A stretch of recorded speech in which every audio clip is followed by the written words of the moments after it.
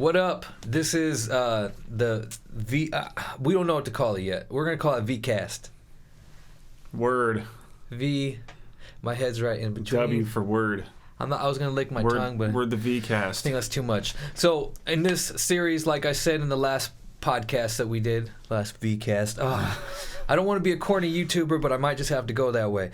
In the last VCast we did, we told everybody about this new VCast podcast where we're talking about different documentaries. Now, for this first series of documentaries, we're going back to basketball.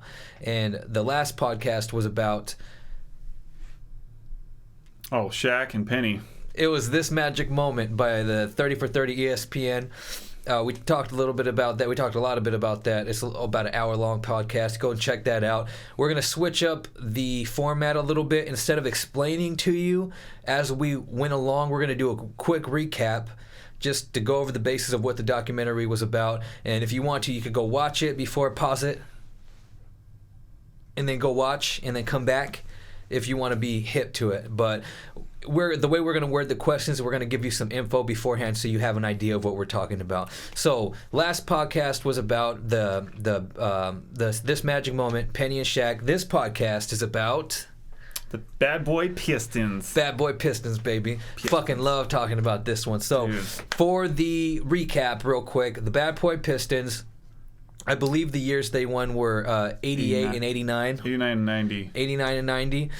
They went back-to-back, so that was amazing. What happened was Isaiah Thomas was drafted by the Pistons. He was the number 2 overall. They ended up shaping the team around him. They got Rick Mahorn, Bill Laimbeer. They drafted Dennis Rodman in the second round, John Sally in the first, Joe Dumars in the first, and Adrian Dantley they picked up. So they formed a team, and they went to the finals. They lost to the Lakers the first time. The second time, they... What the second time? What did they do? So the second time, they ended up switching out, and they traded Adrian Dantley for Mark Aguirre, and they went to the finals, and they ended up beating that Lakers team. So after the first championship, there was a draft, an expansion draft, where the Minnesota Timberwolves took Rick Mahorn from them. They lost him, and they just had to go on. I'm not sure they replaced him with anything. They already had a pretty solid lineup with Bill Laimbeer. They went back to the finals, and they beat the Blazers. And then it talks about a little bit about their deterioration as a team and how they kind of got dismantled over time. So, First question. So let's start with Isaiah Thomas and him being drafted. He's a little bitch. So when he came in to the Pistons, right off the bat, they were saying in the documentary that he went ham. They won like the first 2 games, and the third games they lost, and he went into the locker room and they ripped everybody a new one. They traded shit, they got some stuff, and they got the team around him with the big guys. Now, before they were dubbed the Bad Boy Pistons, do you think that's where it was already going? Just by their play, was it already rough and already grimy? Yeah, because it kind of was already a rough and buff team anyways. Like they already had that like grit, dirty South. Go down there and get it done. But Laimbeer was a bastard. Yeah, he was a fucking bastard. He was my favorite dudes just because of that. He was an asshole, dog. Fucking dick. He was a dick. Stick an elbow in your back and get off me. Sticking it deeper. Fucking pissing blood next day because he bashing the shit out of your kidneys. What a fucker. The way I see it is like there was no other way that they were going to go. If you look at the personalities that they put on that team, Rick Mahorn and Bill Laimbeer, right? And Sally. Not really so much as far as I'm talking about their personalities as in the bad boy personalities. Isaiah Thomas, he fits in there because he's win at any cost. Laimbeer and Mahorn were already like that. They set hard screens, they fucked people up, they would play dirty, whatever they needed to do. So the way I see it is there was no other way that team was headed. They were already, if you look at the teams that were coming before them, the teams they had to go through, the Celtics, they were fucking dirty. Yeah, you had to. And what's funny is that they not only became an actual good team, but they wanted to be that team that nobody wanted to play against because they're like, fuck, we gotta play against the Pistons. Like, dude, we're about to go to battle, go to war over every fucking call, every ball, everything. Like, just to get down the court was a fucking battle, and they made it that way. And what's funny is that when they got Dennis Rodman, he was like he was like a fresh faced kid. You know what I mean? Like he didn't have like tattoos. He's a baby. He didn't get warped until later. Like they fucked with him. they turned him. They got to him, and that was an asset to the Bulls for sure because he brought that Piston aggression over there. It was dirtiness. It was dirtiness. But yeah, I really don't see any other way that franchise would have went with that with those characters that they had. The two big guys, which back in the day, that was how you ran your team. Through defense, through offense, that was pretty much how you ran it. You had big guys. When any team had big guys, had to. Now they have the small ball, it's whatever. But back then, staples, big guys, and so they were like the two main guys. I mean, obviously, Isaiah was a superstar, but they set the vibe for everybody else. This is what it's going to be. Those were the defensive anchors, were the two big guys, and they played dirt as fuck. So I mean, honestly, you couldn't. There was no other way for them to go. They were going to be dirty. I didn't know they were going to get that bad because, as you saw in the documentary, they started talking about they had little code words. Tap tap is no one would go in the lane. Like if they said tap tap, if somebody came in the lane, you fucking brought them down. So they were playing dirty. That's clear. I really don't see any other way. They weren't going to change Rick Mahorn or Bill Laimbeer into some. Let's go. Shucks, guys. Let's do this shit. No, they were gonna get dirty. They were gonna get dirty. You had to. I mean, especially going against the Celtics, and they were trying to grip their way up the ladder. That's what they did. Celtics were dirty. They figured like Isaiah Thomas. He was kind of a little mini Jordan, or like the first like comings of a Jordan kind of thing, where he was a rising star fast, but you were still missing a lot of talent from the team. So like, what's the best way to go about doing it? Get way more aggressive than the other people and become a mental game for them to conquer when they play you. So that way, every time they come to the court, like they have to get over their own head before they can even step on the court. And that's mental game is like everything. If you have ever failed at anything in your life or had to overcome something, you know how hard that shit is. And then when you bring it together as a whole fucking team, and try to overcome that and know that everybody on that team is they're at their best to screw you up all night long. Not to mention, like, score on you and then also get the one extra grime on you. Like, dude, I do not want to play a team like that. That is street ball all day, and that's all they were playing was street ball. And they let them have the fouls, the hard fouls. They let them do whatever the fuck they wanted, and it wasn't no technicals. It was like just a hard foul. That was just a foul. That's all it was. You got a good foul. No technicals. If you see a technical, you're running laps. You caught a good foul. Is all you did. But yeah, so their griminess kind of went to the next level after they got beat by the Celtics. Before they went to the Lakers before they went to the finals the first time, they were beaten by the Celtics, and Rodman said that if Larry Bird was a black guy, he'd just be another good guy. He'd just be another good basketball player. You know, take that for what you will. Reporter takes the quote, goes over to Isaiah Thomas, asks him what he thinks about that. Isaiah Thomas says, I agree with Dennis Rodman. If Larry Bird were black, he'd be just another good guy. He says it like that, starts laughing. So, long story short, everybody gives him shit. It's racist, reverse racism, yada yada. Larry Bird and him before the finals have a sit down in a press conference, and Larry Bird kind of covers it up, and Larry Bird's telling everybody at the press conference, well, my mom doesn't care about it, I don't really care about it, and I don't think you actually think too much about it either. He was like, it's a passionate game, yada yada yada. That's that. So I think after that, any image of Isaiah Thomas being that pure heart of gold champion, American hero, that shit was right out the window. Yep. Because you can't have a hero who takes a stance like that and is just fucking... he cut him down to his race. Yep. Is what he did. And you can't do that. I don't give a black, white, whatever. You can't fucking do that. And he cut him down. It was right to the race, and it was trying to diminish what had happened. And he was mad because he lost.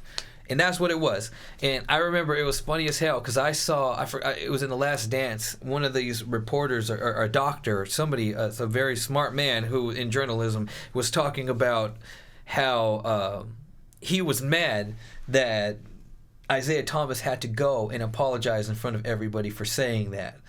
And so it's funny to see the perspectives on that. So what is your perspective on that? Do you think that was he really mean that, even though he tried to play it off as a joke?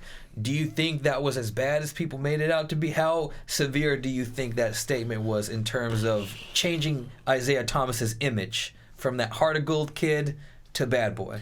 Well, it definitely was, man. The quote enough. I think he believed it in a sense. I don't think he believed it too over the top as much as he said he did, because when you look back at it, like, there's all that pressure you get from media and everybody just kind of wanting to be on everybody's side and everybody kind of taking their word for whatever it is. And yeah, I mean, a lot of people were just seeing it differently, and he didn't know how to take it. So I think he kind of jumped on the quote train or whatever it was and kind of ran with it, but also had something to believe in it. So it's like a yes and no, but then also it shouldn't have damaged his ego that bad, because Larry Bird came out and just kind of just ruined it by I don't give a shit. Well, his image. Yeah, well, his image definitely got fucked for that, because I don't think it should have ruined his image, but it kind of did in a good way, because I don't know, maybe not. Like, he definitely was a poster child, but then it kind of started chipping at him and then slowly getting into his head, and then he became the thing that everybody thought he was. So it might have ruined his image, but then it played into the future of what was going to be, for sure. But yeah, all because of that quote. I think that was the breaking point, where whatever reservations they had about being, really grabbing the title of being the dirtiest fucking team and just being dirty every night and being okay with that, I think after that, that's when that happened. That's what broke the camel's back. It's because if you see the press, the media tour that Isaiah Thomas was going on, because they had just lost to the Celtics, and he said the quote, it blew up, and he had to go on he was doing all these shows, pre-game, post-game, before the final, everything. He was doing all these shows trying to explain himself and, talk his way out of it, all this shit. So I think there was no other way for it to go. After that, you're already playing dirty. You got the two dirtiest, meanest fucking dudes on your team, and you're not reining them in. You're not trying to talk. It's what it is. And you also have a cutthroat attitude, as Isaiah Thomas.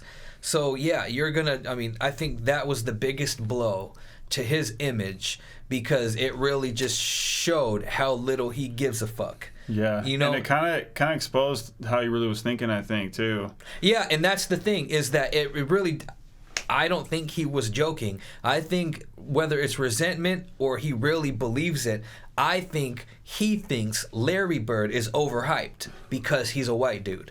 And no matter what he tries to say, I think he legitimately feels that way. Yeah, well, it's just, you take it for what it is. I saw some... Wait, but real quick, though, do you think Larry Bird's overhyped because he's white? No, I was getting there, and I don't think so, because... No way. I just saw a recent poll in the finals. It had Larry Bird's stats compared to LeBron James, and Larry Bird was, up on every single one. Rebounds, assists, points scored, all of it was all above LeBron James. So, and that's Larry Bird's a bad motherfucker. Yeah, I mean, Jesus. Whatever dude. color. You got to fucking give it up. I mean, he went against Magic Johnson. That's all you got to say, dude. He was Magic Johnson's legitimate rival. Yeah. Not Pretender 2 or any shit like that. He was his legitimate rival. Yeah, I think he was just fucking bitter is what it was. Yeah, but I think there was not truth behind it, but I think that's his truth, that he really believes that he believes if Larry Bird was a black guy and he played that well, that he wouldn't be as overhyped. He wouldn't be because at the time, Larry Bird won 3 MVPs in a row, and I'm pretty sure he won 3 championships. He never went back to back, but he won 3 championships. I mean, he was a bad motherfucker, and it wasn't early 80s won 3 and then didn't win shit. He won up, I think, 84, 80, something like that, 85. So I don't know. He was winning. He wasn't fucking a bum. So I don't think that at all. I think any color you want to slap on Larry Joe Bird. Maybe he thought he was boring or something. He didn't have I don't know. You can't even say that, because he was flashy. The passes that he made and shit, it was crazy good. He wasn't athletic really. I mean, he got up, he dunked and shit, but he didn't have that power or that extra little bounce that you see with some of the people, most of the fucking athletes today. say. You know how they got the extra little bounce on some fucking white bread. He's fucking white.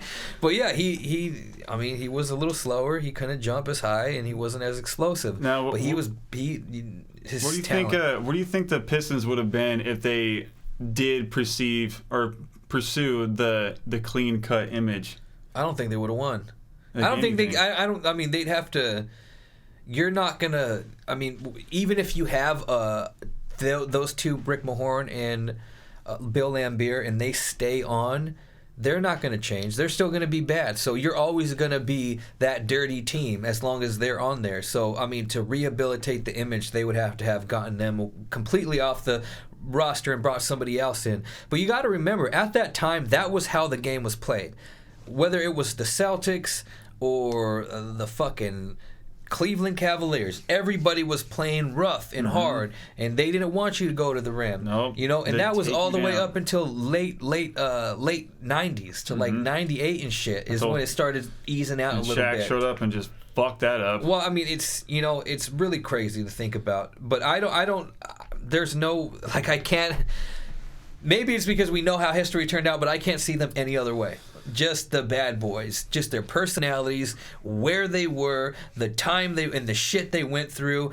They got an ass pounding by fucking the Celtics over and over again. They always had that barely making it series with the Bulls time and time again.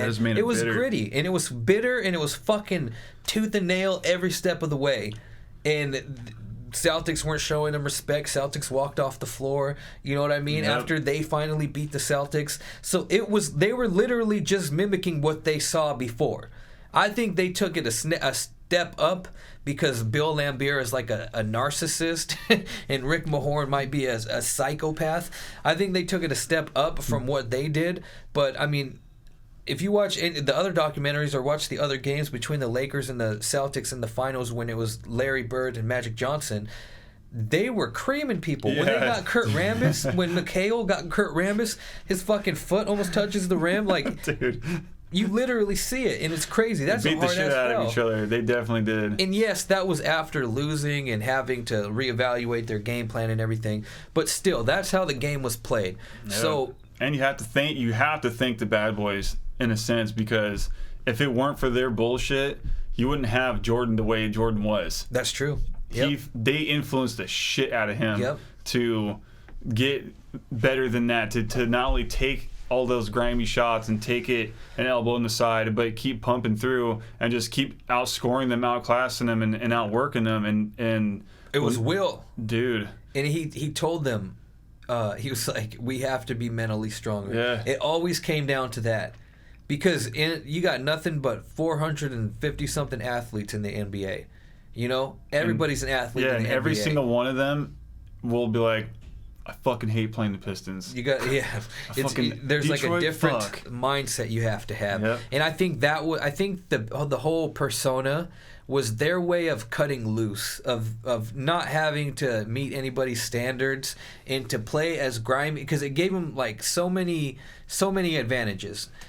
At the time, there was no technical fouls, really. They didn't have to worry about getting kicked out and all this bullshit, really, that much anyway. I mean, I don't recall it happening. I'm sure somebody got kicked out once in a while, but in the major games, it didn't happen. They let them play. So there was that. I just totally brain farted. I was on and I knew where we were going, and then I heard a noise, and I stopped. What were we talking about, man? Let me just weed real quick.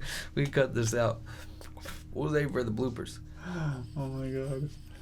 I was just talking about something. Oh, I know what we were talking about. So it not only it gave them a mental edge too, because like you said, you would go to their town and they'd be like, "Shit, we gotta fight." And you gotta fight the town too. Well, the town would be worried about their players. Yeah, well, getting their asses beat. Yeah, exactly. You're like, wait, no, don't go to Detroit. You might not come back alive. Or no, like the fucking the fans would hold up signs being like, "Fight the Pistons" or "Beat the Pistons up," some shit like that. Like all kinds of shit. They would hate them. They made it so personal. So it was advantageous on so many levels. Rivalry. It was good because they didn't have to worry about meeting anybody's standards. They had a mental edge over people because they didn't give a fuck, and everybody else had to worry about their image. Yeah. And they were worried about getting hit really hard and stuff like that. So they got advantages to having that title, but there were disadvantages too. Him not making the Dream Team. Yep. That I mean, that was a blow. Call that what you will. Maybe I mean it's not a title or anything, but that's like the best sports team of all time. Yeah, and you weren't allowed on it. Even you didn't get it because you were a fucking dick. That's what it comes to. You were a fucking dick, Isaiah. Not only, I think it was like 2 people on the team wanted Isaiah on there. Nobody wanted him on there. I thought 2 of them did. Well, no. Maybe 2 of them did. But if you think about it, none of them were players on his team. Yeah. Everybody else played against him. So if you played against him during that time, you did not fucking like him. You didn't. I'm sorry. You didn't. And now, dude, what's sad is that like you went from all this bad boy image stuff to now it's like he's just soft-hearted, always smiling, always happy-go-lucky. Looks like. Well, he went from the happy-go-lucky to the bad boy image. Yeah, but then back to it now because he's older. Oh, now, yeah. It's like, hey, everybody. Yeah. Always happy. Like, motherfucker, now I see you on TV with Michelet. Looking like straight bows. He's be down with the AK. It's West Coast. Not anymore. He definitely packing a 9 instead of the AK. A soft rubber. Soft little paint gun. I don't know. They definitely... man, I wouldn't want to fucking play that team ever. I feel like if there was any team that was... Who do you think would be a team that was that aggressive nowadays? What comes close? Well, you can't now because the rule... I mean... But you mean what is like the closest team to them now? Shit. Because you can't compare times because... No one. I mean, you can't. Just the rules are different. They can't play that way. You get foul. They call fouls all the time. Look at James Harden. Yeah. It's a foul. Foul. That was foul. Foul. You fucking breathed on him. Foul. It's not even the same. There's no... I mean... It's not even the same. There's no way to compare the two. Now and then, it's just completely different. They're like different leagues. They let you like stab people back in the day. They're like, kill him. He should be. He only stabbed you twice. You're fine. And it was funny because I watched the Celtics documentary, and one of the journalists was talking, and he was saying how when Kurt Rambis got slammed that time by Kevin McHale. He says, he's like, it was the 80s. Get up, Kurt, go shoot your free throw. Shut the fuck up. Like, this is what it is. You want those points? Get up and shoot the ball. Yeah. You're lucky. Well, he's like, they're not, no one's gonna, because people were yelling, kick him out, give him tech, eject him, bye. And he's like, shut up. Get out of here. Go shoot your free throw. Like, that's it. That's all you get. You get 2 free throws. Go on. That's why they're all wearing fucking knee pads and shit everywhere. Short shorts and shit. Man, didn't the Pistons do some extra shit? Like, didn't they have like lime or something? God only knows. They did something. I don't think so. I don't know anything about that, but I know that they would always fuck with you. Dennis Rodman and Rick Mahorn would like pinch your ass. Mm-hmm. They'd always elbow you and set hard ass picks and shit. So as far as mentally, I think they would just talk shit and obviously play super hard defense and then do grimy shit like the elbows and shit, stuff like that. Dude, but even, I mean, if you think about it, if a well-placed grimy move, is it grimy? For instance, this one guy was talking about how Kobe Bryant would pinch you in the ribs when you guys were going up for a rebound so he could get it. So it's like when it's right there, he'd pinch you and then he'd jump up and he'd be like, ow, and he'd have that extra. So, you kind of get it. You kind of get it, Or drive the lane and get an elbow as you're jumping up, and it's like everything kind of just recoils. I don't know, bitch. Man. And then what are you gonna do? He pinched me. Like, what? He pinched me. The fuck? That's how I feel like James Harden gets fouls. Sometimes LeBron too. I can't stand that shit. That? Why? Don't do that, dude. And that's one of the reasons I really like the Pistons, because you didn't see them whine. No. They'd smile. They'd fucking hit somebody really hard. They'd be like, like, okay. Yeah, they get hit back and they're like, oh, that was a good one. Yeah, they'd be like, I'll okay, get you. we'll get you back. Get you back. That backyard dogfight, dude. Man. Every fucking game was a dogfight. I wonder how mentally tired it made them playing that all the time. For sure. I'm sure it ran them down because not only like that, but for 2 years straight, and then with each other. How do they not kill each other? Dude, Bill Laimbeer, like... When everybody's, like, alpha all the time, like, how are you not killing each other? And it's funny because they later go on to say, once the team kind of breaks up a bit, Bill Laimbeer and Isaiah get in a fight, and Isaiah punches Bill Laimbeer and breaks his hand or some shit. Like, you know, like, so it does end up coming to a boil and boiling over, you know? And then Isaiah, he like put his hands around the coach or whoever. Wasn't it the coach? He was going to choke him. Oh, I don't know about that. He was trying to choke somebody. Remember that? No, what? Yeah, he got all pissed off and he walked over to...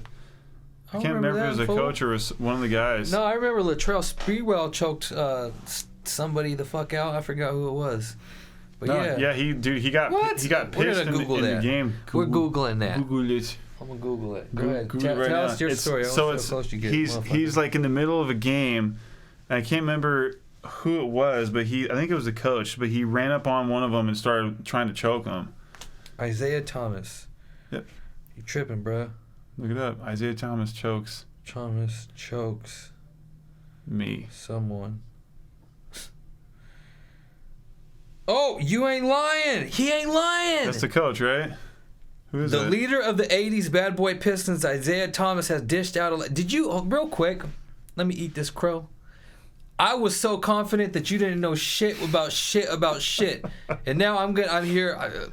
Hey, man, if it's anything with choking, I'm in. I choke a bitch and got you. Matt's will know. He choked him. I'm gonna put the picture up so you motherfuckers can see it. The leader of the 80s bad boy Pistons, Isaiah Thomas, he's trying to kiss him. It looks like he's trying to kill him. Dished out a lot of pain, both mental and physical, during his love him or hate him basketball career. When assistant coach Brandon Malone came over to say something to him, Thomas pulled a Sprewell and put his hands on Malone's throat. See, at least I knew somebody got choked. Got his throat. He turkey gobbled that fool. Man. That was the assistant coach. Bro. Shut the fuck up. Do what you're told.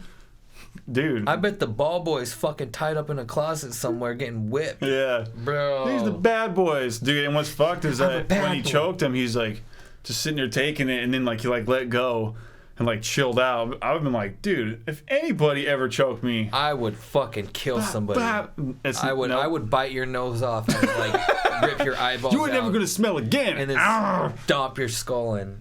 I'm sorry, that was way. Isaiah Thomas, don't you ever, motherfucker. Don't choke me, Isaiah. What's wrong with you? Man, that's a good call, though. It was Isaiah. He choked the fuck out. That guy, that looked crazy, man. You guys saw it. I posted it. She was intense. Bro, I hope Getty Images didn't because YouTube will take that down if that's copyrighted. And take these nuts down. You got anything else you want to talk about with these guys? Oh, dude. So who was your favorite bad boy? Can you have a favorite bad boy? Yeah, mine was Bill Laimbeer. Oh, because he's a dick. Because he was a big white asshole like this motherfucker. Bro, he was the dickest of dicks. I know, that's why, dude. He's like, everyone's like, I fucking hate Bill Laimbeer. Like, dude. Yeah. And his last name spells beer. What the fuck? Beer. He's a dickhead double dick. Oh, double dick. Favorite one? Bro, I absolutely love Dennis Rodman. Yeah, he was super good. I don't give a fuck about that off the court shit. You can be whatever you want to be. But when it came to basketball time, bro, he was 110%. His effort, because I'm all about defense. To close somebody down defensively, especially somebody who's hot or somebody who's just good at basketball in general, to be able to close them down, they're worthless. That's fucking awesome. Yeah, they become worthless. Then it's just like, okay, so 4-on-4, and then we have the better fork since they took him. You know, whatever. Just to be able to close that person down, even if we lose. That's fucking awesome. Yeah. And he would do it. He would take whatever assignment and fucking close them down. He'd get the rebound. He'd block them. Dude, and then he became, was it the best rebounding defender ever? I don't know if he got like some kind of title that way, but I know for sure he was, because just the way he went after him, that was what he did. He was okay with playing defense and getting rebounds. That was his goal in life. That's it. That's all he did. And what's crazy is that he didn't really play basketball, right? No, he didn't start until he got like 6'5" or some shit. Yeah, he's like, no, I guess jumped I'll play a bunch ball. of inches, and then he was playing at a YMCA or something, and somebody from Oklahoma State, like, hey, he's like, God damn, or some lesser Oklahoma, I don't know the school, but in Oklahoma, yeah. So yeah, I think Dennis Rodman is my favorite bad boy. He's a bad motherfucker. Yeah, Dennis Rodman for sure. Yeah, especially dude when the later years as well, when he became just watching the rebounds. Yeah. And watching how the ball would go off the hoop and he got bigger. Studying his craft, and he got bulkier too. He's like, now I'm gonna beat the shit out of everybody. Yeah, he got bigger. And he brought that bad boy mentality over to the Bulls. They're like, oh fuck. Like, no, you're welcome. You're welcome, motherfucker. Nobody wants to deal with me. Yep, nobody. Dude, he's a wrecking ball. Now their coach, Chuck Daly's awesome. Chuck Daly. That dude was he was great. Do you think he could have coached any other team like that, or was he only built for the bad boy No way. style? He could have. I think he was good because a coach is you manage the players, you manage time, you manage egos. That, you know what I mean? That's what I feel like it is. And yeah, you X's and O's, but that's a big part of it too, is being able to manage your players, manage your team. And he knew what he had to do for each individual person. And you hear it all throughout all the documentaries. He says to coaches, let Dennis Rodman go. Just he'll do what he's gonna do.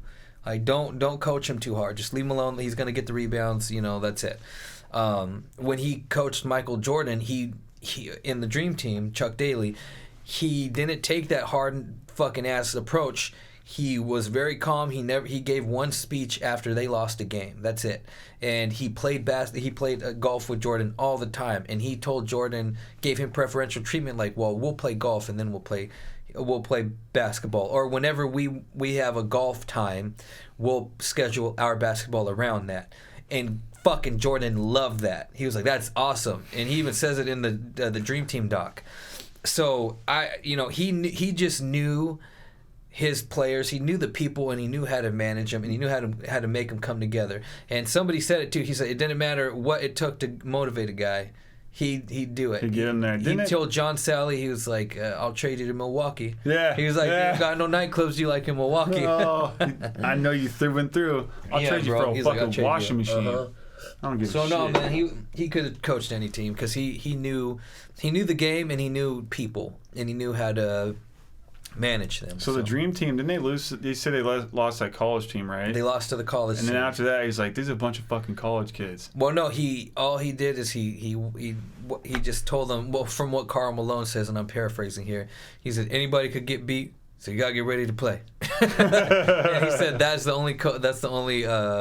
only speech he ever gave him. So yeah, no, I think he could have coached any team for sure. And Karl Malone voice, bro. Yeah, get beat. Anybody get beat, gotta get ready to play. Just like that. Karl Malone. That's a bad Karl Malone. Gotta get ready to play. Yeah. But do you have any more? I'm good, man. I think that's it for me. I can't. Yeah, I don't that's think of anything else. I mean, they're dicks. They were dicks. If you haven't seen the documentary, I suggest you go watch it. It's probably my favorite. It's really cool. It's probably my favorite one. Like, we didn't even get into the characters. Obviously, we wanted to change this one up and make it more of a discussion instead of telling you what the documentary was. And, man, I'm telling you, go see it. It's really awesome. It goes into the characters, a little bit about their backgrounds, obviously. And it's interesting to see how they come together as a team. And it's just so crazy that is the identity that they chose. Hey, let's be fucking dickheads. Yeah. You know? Yeah, they were the black sheep of the fucking NBA. Yep. And they embraced the shit out of it. And and it's great is because it changed all the other teams around them.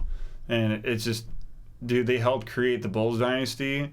Yeah. And what's crazy is that I don't even think there was that big a talk of like money with the players either. Kind of like how the Magic story was, like, you know, part of the reason why money issues and shit in there. Nah, it doesn't. It sounds like Detroit knew how to treat their team. It was all fucking like just, I'm not gonna let these people win. I'm not gonna let them get the better of me. Blah, blah, all mental game. And yeah, man, they were like one of the strongest. They were one of the best teams of all time for sure. And you could say, I mean, during those years, they were better. They were better than the Celtics and the Lakers were on the tail end, but they were better than the Celtics and the Lakers that were led by Larry Bird and Magic Johnson, and that's crazy. So got elbowed up. Props up to you, bad boys. Like I said, it's 30 for 30 ESPN. You can get it on YouTube. It's called The Bad Boys, and it's the Pistons documentary. It's fucking awesome. I suggest you go watch it. Hope you guys like the VCast. We're going to think of a proper name for this, but we're just covering documentaries right now. We got one more coming. It's going to be about basketball, and then after that, we'll go from there. So thanks for checking us out. Check out Shredder Vision on YouTube. Hangfire everywhere on all platforms. The album's called Kamikaze. It's spelled wrong on purpose. We did that, okay? That was on purpose. That's how it's spelled. My name is Vallejo, Pacific Northwest, Vallejo PNW. Go ahead and Google that, and you'll find my website. If you need studio time, you're in the Portland, Vancouver area, hit me up. You need music videos, artwork, anything you need, I can help you with. Beats even. Got you locked. We're going to keep doing these VCasts. We're going to change it up sometimes, at least from what type of documentaries we cover. And hope you guys are interested still. All right, peace.